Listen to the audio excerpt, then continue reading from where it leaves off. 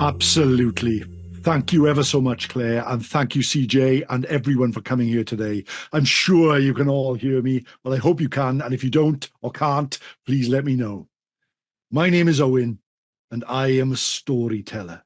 I am the host of the Time Between Times podcast. Now, the Time Between Times podcast is a special storytelling podcast helping you to relax and listen to tales in a mindful way, told at the time between times, the time when it's neither night nor day, but the sun has gone and the sky is grey.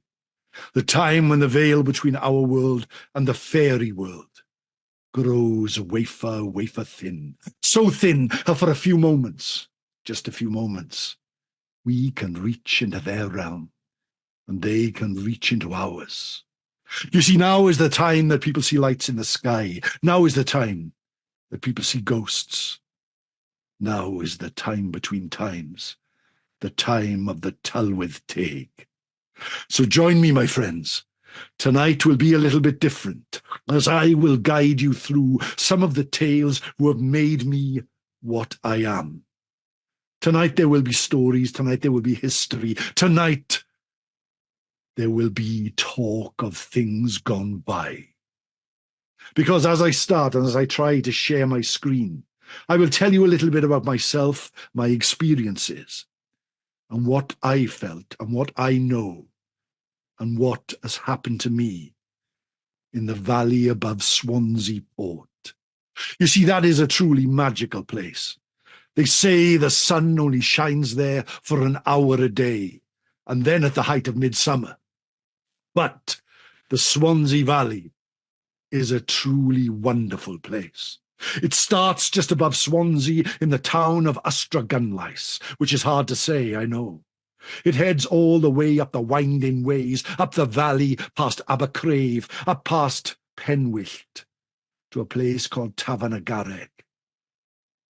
The rocks climb up on the valley on either side, and trees hang over the road like hooked claws. It is a place of wonder. It is a place of magic. It is a place where tales are told. And back in 2004, this young lad, Owen, was taken there. You see, Owen was once a police officer, spent 20 years in the police force in mid-Wales, travelling all around those areas. I had come from Port Talbot, the place where I am born, an industrial heartland full of fiery furnaces and where the waves washed upon the beach. But they took me to Astragunlais, there to look after the law. Some of the pictures here upon this screen, which I hope you can see, show some of the places around there. Henreid Falls, there in the top corner, which doubled as the Bat Cave in The Dark Knight Returns. Underneath that magical mountain called the Cribbarth, or the Sleeping Giant. Look at the giant asleep on his back, staring up at the sky, waiting for that day when he will awaken and rise from the mountains. Owen always had an interest in stories. Owen always had time for tales. And once, back in 1991, I picked up this small book in a bookshop in North Wales. I always carried it with me. It was full of stories, myths, legends, and lots of tales of that area. And when I started policing, you could see me there. That's on a Christmas Eve many years ago, overlooking the Swansea Valley as the snow started to fall. I was tasked with creating a neighbourhood policing team. I headed my way into that village hall you can see at the bottom, back in the village of Colbryn. Colbryn is a tiny place. You could throw a stone from one end to the other. Most of the population are in their 80s or remember things from years ago, and I thought it would be great to get involved with a society, with a group of people who may need the police's help.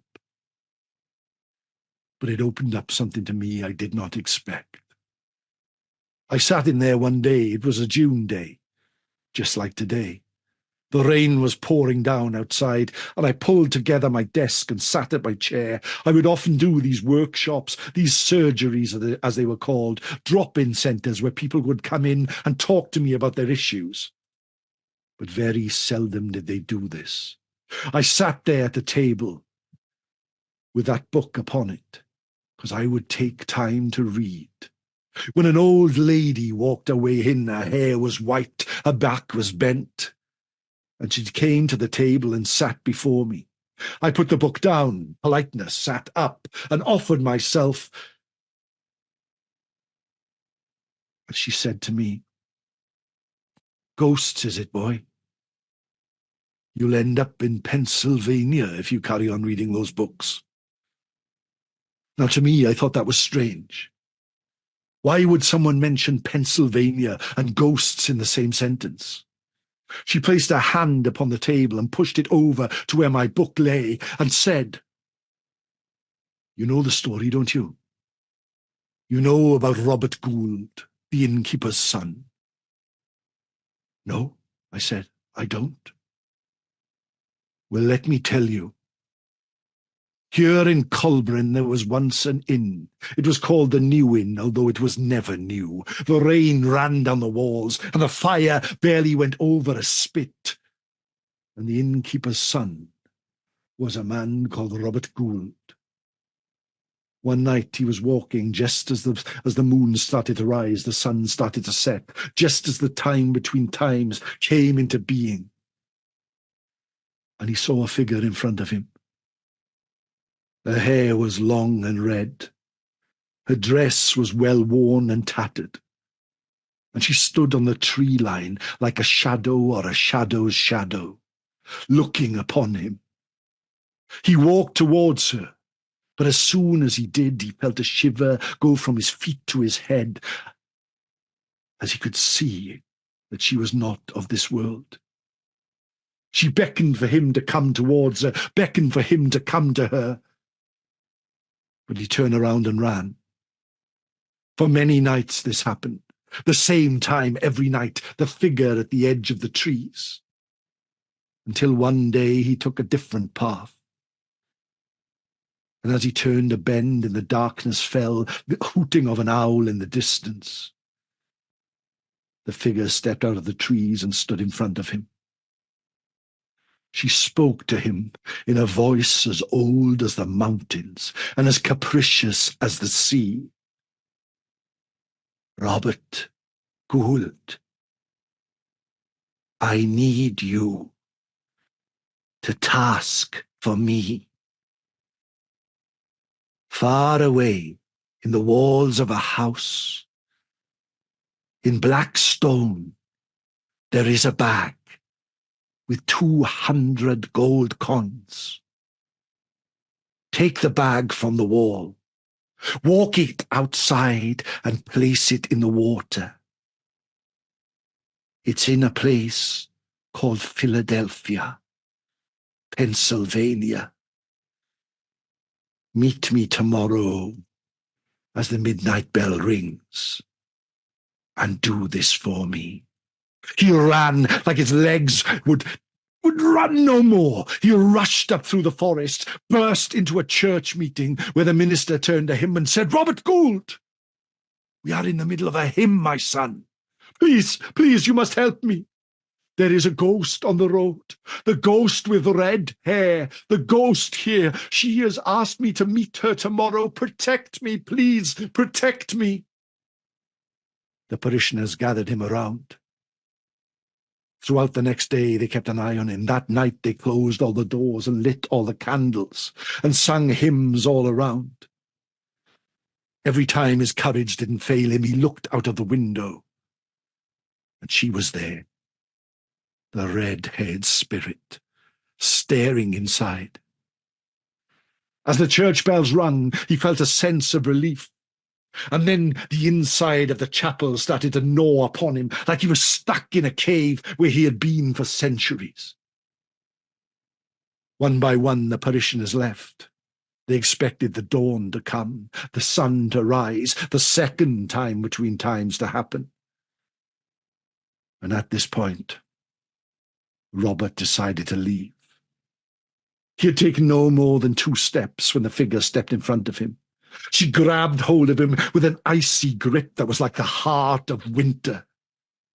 She blent in with her face as close to his as if she was almost going to kiss him.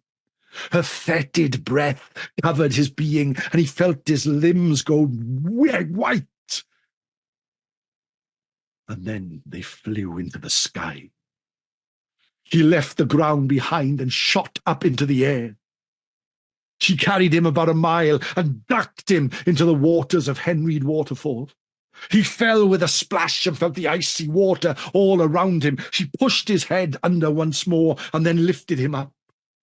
Why did you tell them about us? Why did you say what I told you on the road? I help, please, he cried.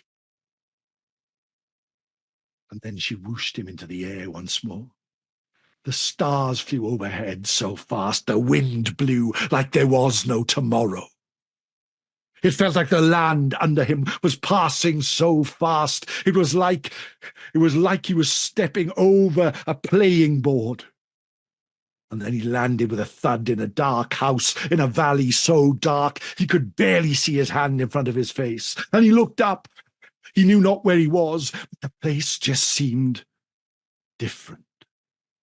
He scrambled around the walls, and there in the dark wall, he found a loose stone. He pulled it out, and there, sure enough, was a bag of coins. He held them in his hand and rushed out of the front door, carrying himself over fields until he came to a lake so serene it looked like a mirror that had fallen from the wall. Inside the bag was enough money to make him a rich man for hundreds of years, but he grabbed hold of it and threw it far out into the lake, where it landed with a splash, and he fell back down onto his backside and just looked at the heavens and prayed.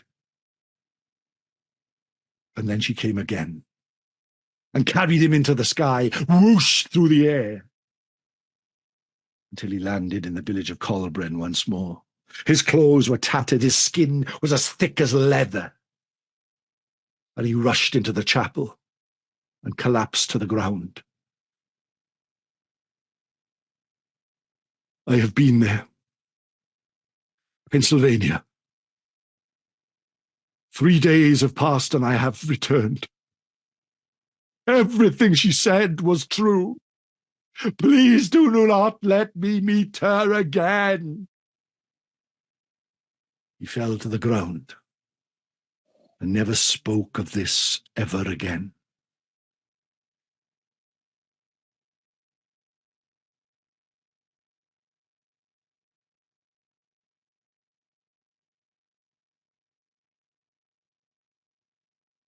The old lady told me that story as if it happened yesterday. The old lady told that tale as if it was a warning to me not to walk the dark roads of the Swansea Valley. But I knew something of stories, and I knew that tale was recorded by Edmund Jones. Now, Edmund Jones was a minister from the land of Monmouth. He travelled Wales in the 18th century, writing down all old folk tales, encounters with spirits, musings with the Tylweth Teg. And he wrote a book called A Relation of Apparitions of Spirits in the Principality of Wales. Now this is an obscure read, known only to the few and those that enjoy ghost stories. She told it to me like it was news, like it happened yesterday. That story was as alive in the Swansea Valley in the 21st century as it was in the 18th. Mavis Perkins was her name. She left after that, had nothing to ask the police, and off she went. I know a little bit about Edmund Jones, and now I know a little bit about the Morwyn Goch, a spirit there in the Swansea Valley. There's another tale of her that happened in that inn at the bottom there called Tafarn y Garreg. As you can see, it's nestled in the mountains. There, lost, almost like a speck on the darkest plain. But she was seen outside there, up to her antics, treasure in the river, young men accosted on the road, before vanishing into the forest once again. Edmund Jones knew a lot about her, and wrote a lot about her in a book. And the Welsh, you see, went to Pennsylvania a lot in the 18th century. Great industrial heartlands that appeared there, taking a lot of Welsh workers. It was known that most of the people there were from Cymru all those years ago. But that echo still makes its way through the land. Those ghosts are still as much upon the tongue of the people of the Swansea Valley now as they ever were. Mavis Perkins had never heard of Edmund Jones, but she knew of the story. She knew of the Pennsylvania spirit, and she knew not to walk the roads at night, all those time ago. There was another occasion where in the same hall, in the same place, in the same village, I was doing those things that village policemen do. Small crimes, petty thefts. The theft of a bike, a push bike, an old push bike with a basket on the front. It had been gone for 2 days and its owner was very upset. But as I sat in the Colburn Welfare Hall, an old gentleman came in and said to me, "You know there's a bike. You know there's a bike on the far end of that field. Just been left." "Oh, I'll go and get it," I said. "No, don't go and get it. You'll have to cross the field. It's too late in the day for that." "What do you mean?" I said. "Well, you know of the Bendith y Mamau." "The Bendith y Mamau? The Mother's Blessing?" "No, I don't. It's another name for the Tylweth Teg," he said. "And the Tylweth Teg are rife here, you see. Look in the field." We looked out the window, and the field stretched as far as the eye could see, but it wasn't just a field of grass. There were tufts, great tufts, as you could see there. Tufts of weeds and grass pointing out of the ground. That's their hair. They pull themselves out of the ground. They dance under the moonlight. They sing songs and play their plays. But if they catch you, they'll pull you down with them. Of that you will be sure. They reminded me of those trolls, like the one in the pink hair there. I sort of humoured him and didn't cross the field. But I went around on the old road, and sure enough, I found the bike. I returned it to the owner, and I was a hero. Not far from that hall, there's a stone carriage step. You can see it there, just in the middle of nowhere, where the inn once was. It's said when the place is dark, when the moon starts to shine, a figure can be seen sitting on it. Some people said they don't know who it is, but one person did. You see, just behind it, there's an old ruined farm called Nantafine. On Halloween, and when the winter starts to grow cold and the nights grow long, they warn their children up there not to go near Nantafine. There's an old disused chapel there. There once lived a mean farmer called Twm o'r Cwm. He'd been abandoned. He had no friends, for he had no soul. He was a dark man, his black heart beating in his chest. He had only one possession which he loved, and that was a small music box. which he would play night after night, watching a small dancer spin round and round, before making his way down to the Pennakai Inn, the one place that would take his custom. And one night he went down there. There was a small ford across the river. But on this rock in the middle of the stream, he could see one of the Bendith Amamai dancing under the moonlight. This one was no grotesque goblin. This one was as pretty as the lightest day, like a flower on a spring morning. He watched her dance, and when she was lost in rapture and ruin, he jumped up, grabbed hold of her, and stuffed her under his coat before making his way up the valley back into the Nantafine farm, slamming the door behind him. He sat at his table and opened his music box, started to play. Put the fairy in the music box and watched her dance with the small dancer, round and round, round and round. Just after midnight, there came a knocking at the door. He peered out the window and saw a hooded figure sat outside. He could not see its face. "I can see you watching. You have something that belongs to my lord.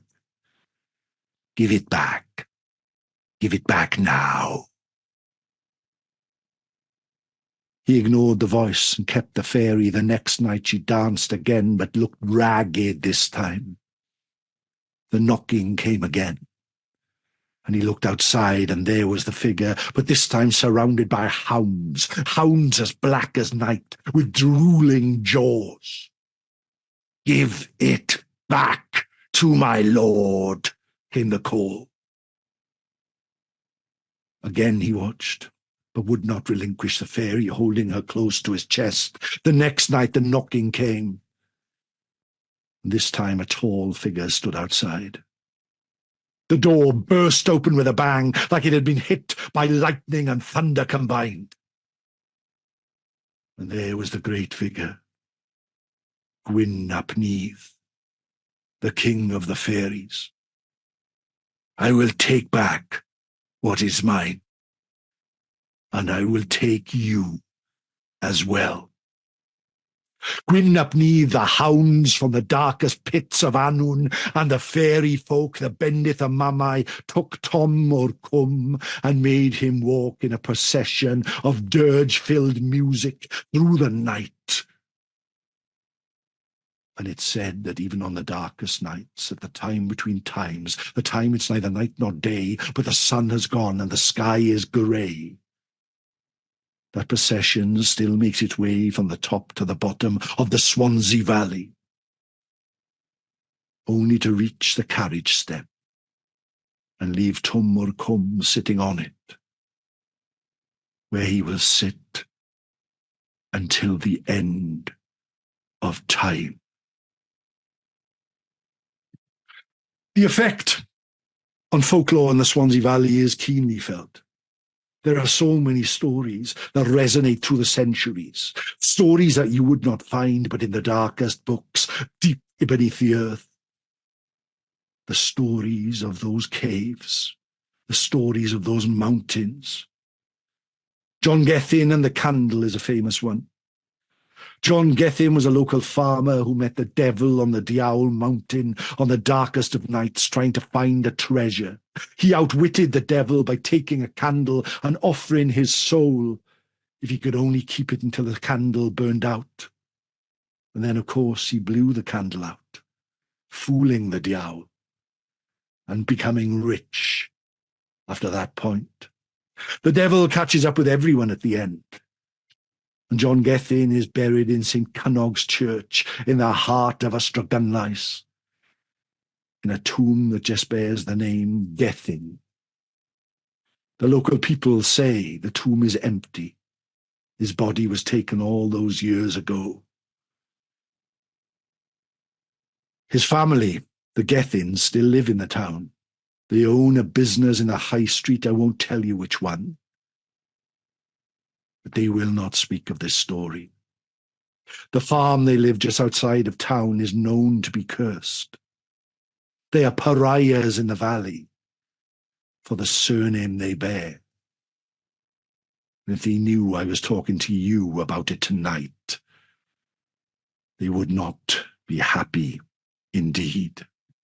You see, lots of things are based on lots of stories based on many myths. 200 years ago, this very night, two men sat in the New Inn with murder on their mind. Their names were Iago and Gronwy, and they were wreckers. Wreckers, if you don't know, would stand out to sea with their lanterns shining over the ocean, causing ships to wreck. Then, with their daggers, their knives, and their guns, they would run out, kill what was left, and take their treasures. And Iago and Gronwy had won and lost more fortunes in this way than anyone had before. Iago was tall and thin. He wore a tricorn hat, and he talked in a voice like this. We tell where he was from. Gronwy was big and fat, with a great big black beard, and he talked in a voice like this. And on this night of all nights, 200 years ago, this very night, they sat in the New Inn in Ystradgynlais with murder on their mind. You see, brother, it's like this. There's a coach, right? There's a coach that makes its way up the valley. It's a coach so full of gold that if you opened the door, the gold would run out like a river. If we could get hold of that gold, we'd be the richest men Wales had ever seen. But it passes a place called Penwyllt at midnight. You know, the place with the old oak that hangs over the road like a hooked claw. All we got to do is go up there. You take your blunderbuss gun. I take my knife. When I see the coach coming, I'll give you the noise of the owl like this. Ooh, ooh, ooh. You jump out, stand and deliver. You're the richest men in Wales has ever seen. Oh, yeah? All right. Okay. Well, who told you this? The shepherd, is it? Well, let me tell you something. Let me tell you something now. If this don't happen, right, you and me are finished. Iago and Gronwy made their way up the winding valley till they came to the old oak that overhung the tree. Iago scampered up it like a squirrel, sat there in the tree. Gronwy went to sleep in a small alcove and was soon snoring like a pig. Far away the church bells rang. The night started to fall, the moon started to rise. The time between times was upon us. Iago was just starting to lose interest when suddenly he saw a light.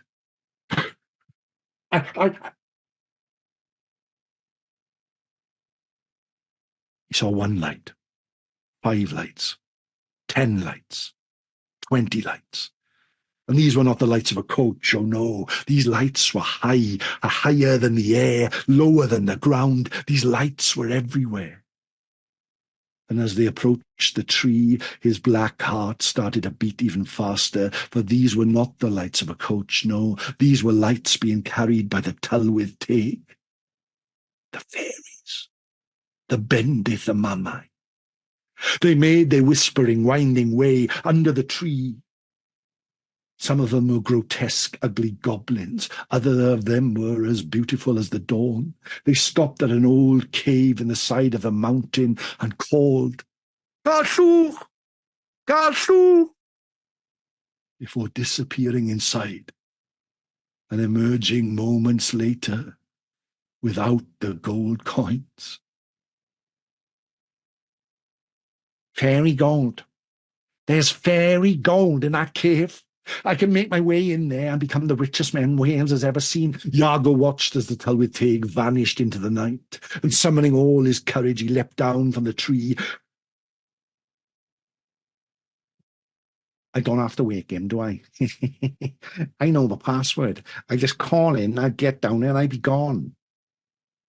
Iago made his way up to the cave and peered inside. Oh, it's dark in there, mind. Proper dark. But I know the password. Garllw! Garllw!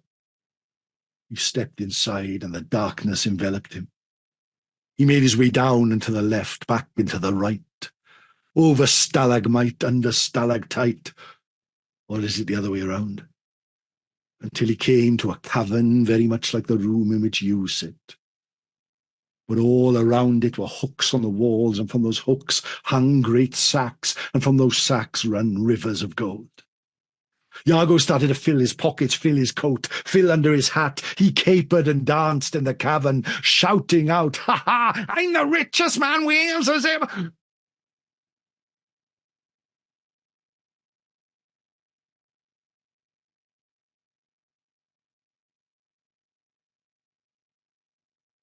But then something happened that Iago didn't expect.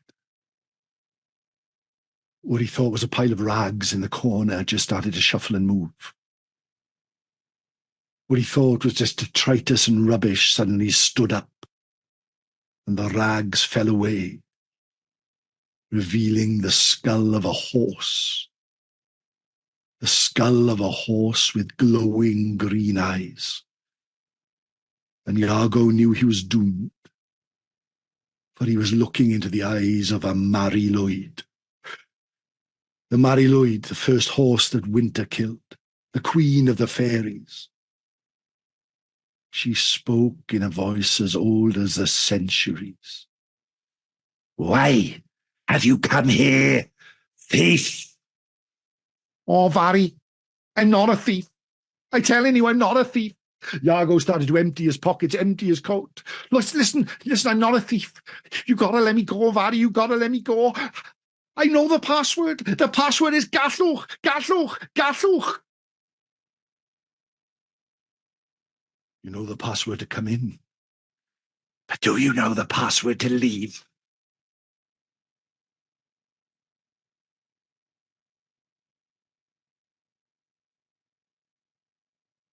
Iago had caught the Vari on a good night. She let him go. He burst out of the caves into the valley above Swansea port and would have run all the way to the sea. But a figure stepped in front of him. A figure with a gun. "Where do you think you're going, brother? Where do you think you're going?" Oh, brother, listen, we got to get out of here. We got to get out of here." He lifted his hands, and as he did, fate, as it often does, intervened, and a single gold coin fell from his coat to the ground. "You haven't robbed the coach." "What's that?" "I'm sorry. I let you sleep, I know. But what I've done is I put all the gold in that cave up there. There's a password, mind. It's called Gatl. Make your way down and to the left, back and to the right, till you come to the cavern. The gold is there. You take it." And with that, Iago was gone. Gronwy made his way to the cave and peered in. "Gatl," he called, and went inside and was never seen again. A few years later, an opera singer with the voice of an angel called Adelina Patti made her way to the Swansea Valley to build a castle where she would live the rest of her days. Craig y Nos, she called it, the dark heart of the Swansea Valley, with towers that stretched to the sky. But as the workmen dug underneath, they found the cavern with the hooks, but the gold was gone. All that remained was a single human skull. A workman took it, put it in a box, and placed it under his bed, but every night it would scream. So he put it on his horse and rode to Swansea, to the museum with a great Greek facade, and hammered on the door. They took it inside and took it to the deepest room in the darkest vault. But every night that skull would scream, "Gallwch! Gallwch!" Until they took it into the ocean opposite Mumbles Bay and dropped it in the water where it sank forever. But it said that if you listen to the ground in the Swansea Valley even tonight, you can hear that voice. "Gallwch! Gallwch!" And that, my friends, is the story of the robbers of Penwyllt. There are many tales in the Swansea Valley about skeletons in caves, skulls on hooks, people lost to the darkness. And then there is a strange story about the skeleton cave. You see, in 1946, the caving club, the North Swansea Valley, was expanding, moving into caverns they had never been before. It is one of the greatest caving places in the UK, with thousands and thousands of lost caverns deep beneath the earth, a whole labyrinth of these caves caught under the mountains. The caving club went into a cavern they had to unblock that was covered in stones that no one could ever have got into in 1,000 years. And there in the middle of it was a skeleton, sitting upright with its back against the wall, like it had been there forever, like it had come home to roost. There was no way to get into that cave, no way to get out. No water ran through it, no light shone through the hole. But the skeleton had sat there and would be sitting there still. How many more lie beneath the ground? How many more caverns still occupied deep beneath the caves? Remains unknown. The Mari Lwyd is very popular in the Swansea Valley. The Mari Lwyd parades up and down the valley between Christmas and the New Year every year. Look at the beautiful valley now the snow has gone. Now no police officer capers upon the valley hill. People still talk of the Morwyn Lwyd. She took that man to Pennsylvania. She brought him back. She waited outside the tavern at Garreg, staring and peering through the window. It was 2005 and I started to make my winding way up the Swansea Valley in a police vehicle.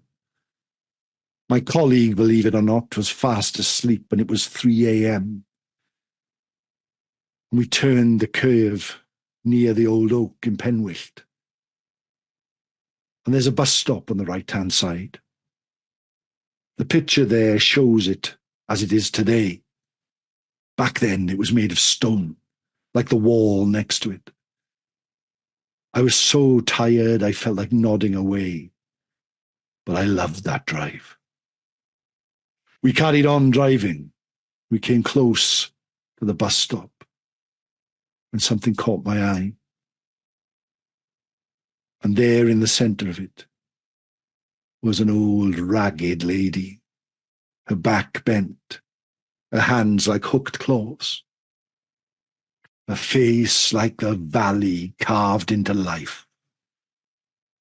She looked at me, I looked at her, and she lifted her arm and waved.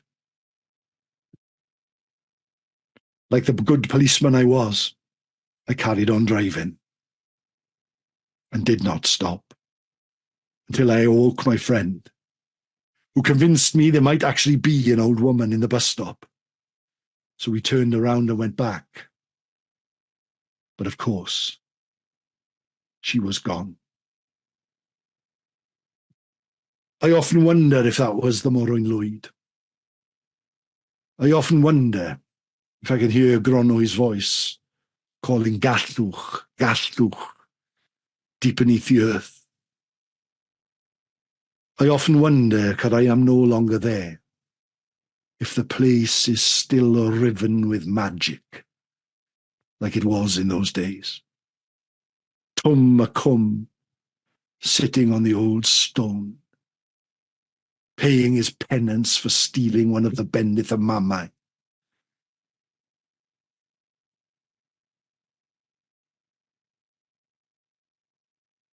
The air is filled with magic at the time between times, the time it's neither night nor day, The sun has gone and the sky is grey. The time when the veil between our world and the fairy world is wafer, wafer thin. That time is now, my friends. When you tell a story, something magical happens. It's like a veil between this world and the next world just falls away and fable comes alive. My name is Owen Staton. You can find me at welshstoryteller.com. And I am also the host of the Time Between Times podcast. There, every week, I release a new tale told in a mindful way to help you relax. And I would really appreciate if any of you here tonight would take a listen, take a watch. You can contact me via Welsh Storyteller. Lots of what I do is on there. The sources for this talk are many. Many of them are oral. Many of those sources no longer walk these lands. The old lady who told me a story copied down by Edmund Jones 200 years ago, but told me like it happened yesterday. Other things are the Folklore of Wales Ghosts by Dr. Tylweth Teg and Mark Norman, which I think is truly the greatest story, the greatest book on Welsh ghost stories written in my lifetime, and well worth a listen, a watch, a read, or just hold it in your hands. The Apparitions of Spirit in Wales is Edmund Jones's book. That's available in a new edition, filled with ghost stories, working class ghost stories, told by the people of Wales about the mountains, the roads, the forests of Wales. And I have a small pamphlet written by persons unknown called Folk Tales from Abercrave. I wish I know who wrote it. I wish I knew who put those tales down so I could give them the credit they deserve for keeping parts of that alive. I thank you so much for inviting me here to speak tonight. It has been an absolute pleasure to see you all here listening to tales traditionally told. I'll take any questions if anyone has them.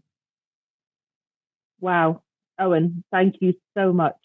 That was an absolutely fantastic talk. I think we knew it was going to be, but yeah, the comments at the bottom just show that. Della's here as well. Good evening, Della. And Della's spoken to us before, and I know you and Owen are great friends, so it's lovely to have you here. Does anybody have anything they'd like to say to Owen? I think instead of me just reading it from the comments, if you just want to chip in and have a chat with Owen, that might be the best way to do it. Are you happy to do that, Owen? Yes, absolutely. Thanks, Claire. Hey, Owen, it's Melanie. How are you? Hiya, Mel. How are you? Yeah, I'm good, thank you. Thank Good. you. Good to see you.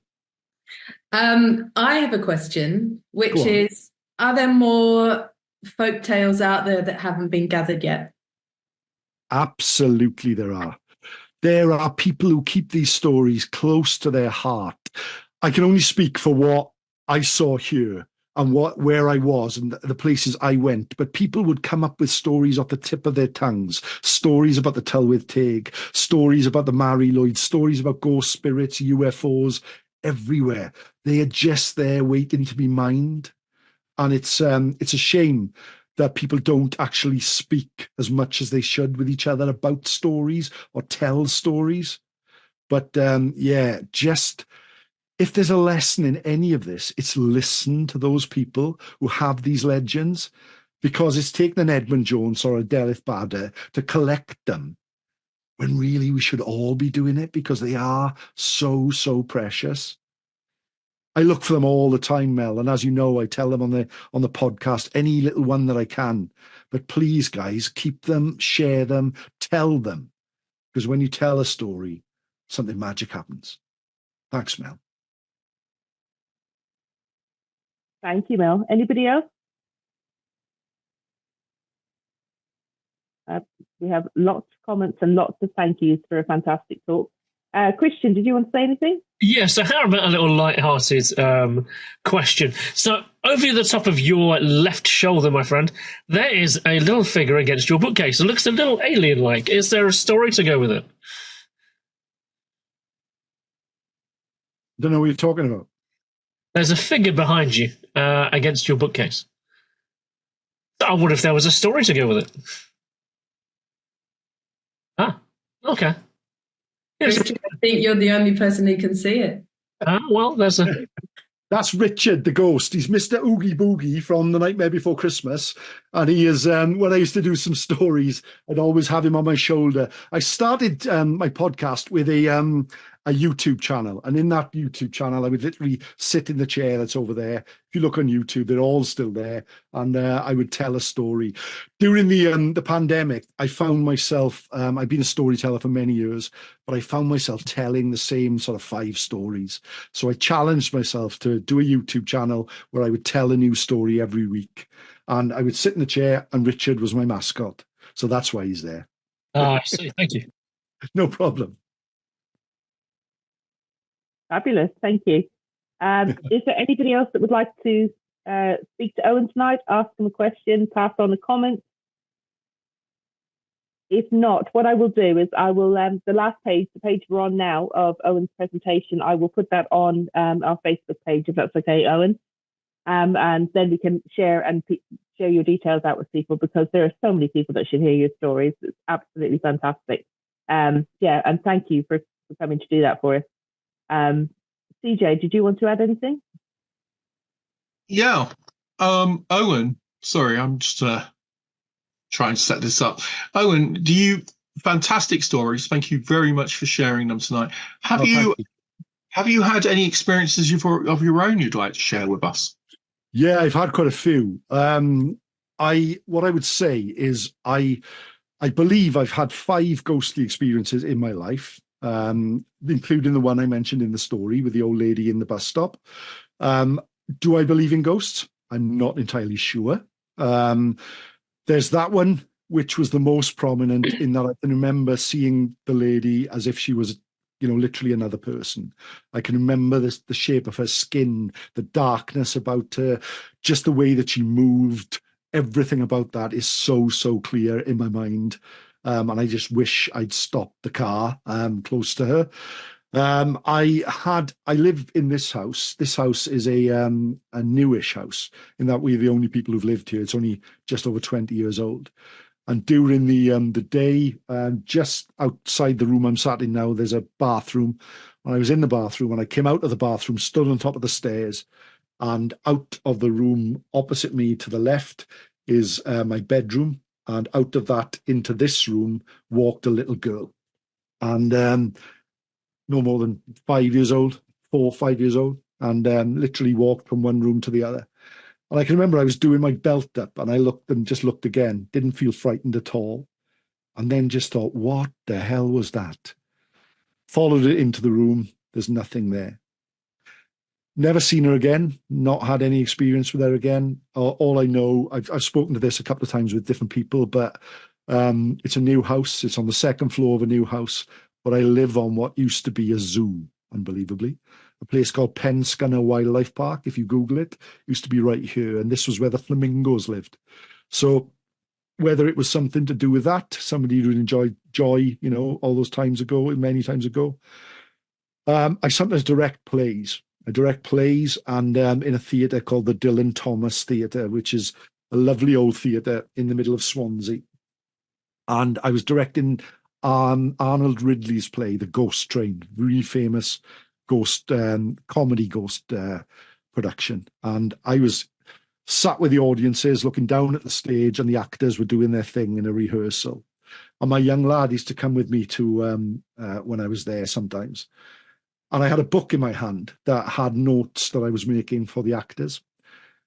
And I could feel something tugging at the book, properly as well, not just a fleeting movement, but something pulling at the book. And I pushed it away, and I started to talk to the actors. I thought it was my son. But as I did that, he walked around the corner with a bottle of Coke that he bought from the vending machine. So there was nobody in the seat next to me. So I had that experience there. And I also had another one in the same place just over a year ago, about a year and a half ago. I directed a production of Dracula. And on either side of the auditorium, there are two corridors that lead to the stage. And I would often, during the production, I would walk into those corridors and look up at the stage and see how the production was going.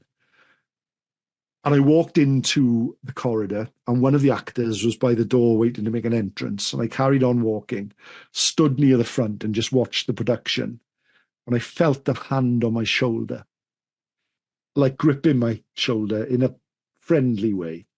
And then, quite strangely and almost in a sensual way, the hand rolled down the base of my back.